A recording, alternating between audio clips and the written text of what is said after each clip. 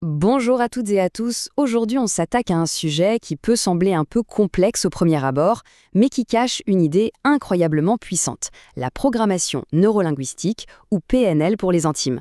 Voyez ça comme une sorte de manuel d'utilisation pour notre propre cerveau. On a tous déjà vécu ça, n'est-ce pas? Ce moment un peu frustrant où l'on se dit que la communication est complètement bloquée. On a beau essayer, le message ne passe pas. C'est une expérience universelle. Imaginez une seconde. On arrive au monde avec cette machine ultra complexe entre les oreilles, mais sans le mode d'emploi. Et si on pouvait enfin mettre la main sur quelques pages de ce fameux manuel? C'est un peu ça la promesse de la PNL. Alors, allons-y. Plongeons dans le vif du sujet. Qu'est-ce que c'est concrètement cette PNL? On va décortiquer un peu ce terme. Alors, décortiquons ce nom un peu barbare. Neuro, bon, ça parle de notre cerveau, de notre système nerveux, de la façon dont on perçoit le monde. Linguistique, c'est le langage, bien sûr, verbal et non verbal, qu'on utilise pour donner un sens à tout ça. Et programmation, eh bien, ça fait référence à nos habitudes, à nos automatismes. En gros, la PNL étudie ce qui marche chez les gens qui excellent pour qu'on puisse s'en inspirer. Ce qui est fascinant, c'est que la PNL, ce n'est pas né dans un laboratoire. Ses fondateurs, Bandler et Grinder, ont simplement observé des communicateurs hors pair, des génies de la thérapie, et ils se sont posé une question toute simple, mais comment ils font? Quels sont leurs schémas de pensée? Ils ont décortiqué tout ça pour en faire des outils que n'importe qui peut apprendre. Bon, pour vraiment piger la PNL, il y a une idée de base à comprendre. C'est vraiment la clé de voûte de tout le système, un principe qui change radicalement notre vision des choses. Là voilà cette phrase. Elle vient d'un scientifique, Alfred Korzybski, et elle est au cœur de la PNL. Ça veut dire quoi au juste? Tout simplement que notre perception du monde, eh bien ce n'est pas le monde lui-même. C'est une distinction essentielle. Regardez cette image, elle est parfaite pour ça. Le territoire, c'est l'île déserte. Objectivement, elle est ce qu'elle est. Mais la carte mentale du naufragé, elle, évolue de manière spectaculaire. Au début, sa carte, c'est celle d'une prison. 5 ans plus tard, c'est devenu un projet immobilier. Le territoire n'a pas bougé d'un pouce, mais son expérience, elle, est complètement différente. Et c'est exactement pour ça qu'un film peut être un chef-d'œuvre pour une personne et une perte de temps totale pour une autre. Le film, le territoire, il est le même pour tout le monde, mais les cartes mentales, elles, sont uniques. Comprendre que chacun fonctionne avec sa propre carte, c'est la première étape vers plus d'empathie et une meilleure communication. Bon, c'est bien beau tout ça, mais concrètement, on en fait quoi? Comment on se sert de ça pour mieux se connecter aux autres? Eh bien, la PNL propose des outils très pratiques pour créer ce qu'on appelle le rapport, cette fameuse connexion de confiance mutuelle. On a tous nos 5 sens, bien sûr, mais on a souvent un canal, disons, préféré, notre radio interne, si vous voulez.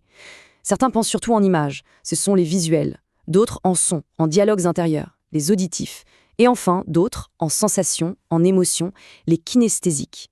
Et le plus incroyable, c'est que notre langage nous trahit. Il suffit d'écouter attentivement les mots que les gens utilisent. Quelqu'un qui dit « je vois très clairement ce que tu veux dire » pense en images, c'est quasi certain.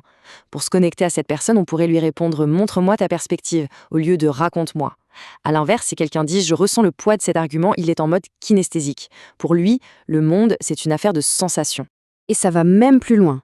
La PNL a aussi mis en évidence que nos yeux bougent de façon très spécifique selon l'info qu'on va chercher dans notre tête.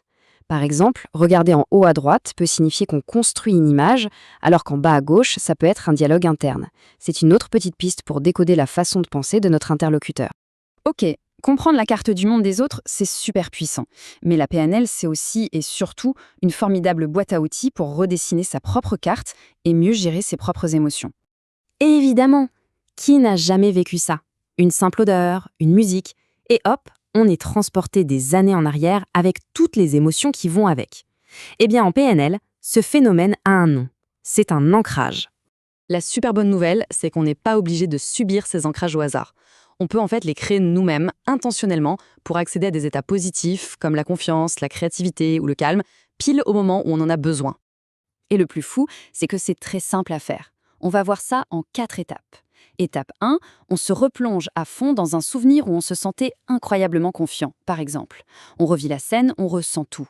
Étape 2, au moment le plus intense de l'émotion, on pose l'encre. On fait un geste unique, discret, comme pincer son pouce et son index. Étape 3, on casse l'état, on pense à autre chose de complètement neutre. Et étape 4, le moment magique. On déclenche l'encre, on refait ce même petit geste, et bingo, la sensation de confiance revient instantanément. C'est un accès direct à ses propres super-pouvoirs. Donc on a vu comment mieux comprendre les autres, comment piloter nos propres états internes, mais au final, quel est le but de tout ça? En fait, tout peut se résumer à ces 4 piliers. D'abord, créer la connexion. Ensuite, être curieux de comment le monde est perçu. Puis, savoir ce qu'on veut vraiment. Et enfin, le plus important peut-être, être capable de changer de stratégie si la première ne marche pas. C'est un état d'esprit qui prône l'agilité et la flexibilité. Et ça, c'est vraiment le cœur de la philosophie PNL. L'idée, ce n'est pas du tout de réparer des gens qui seraient cassés.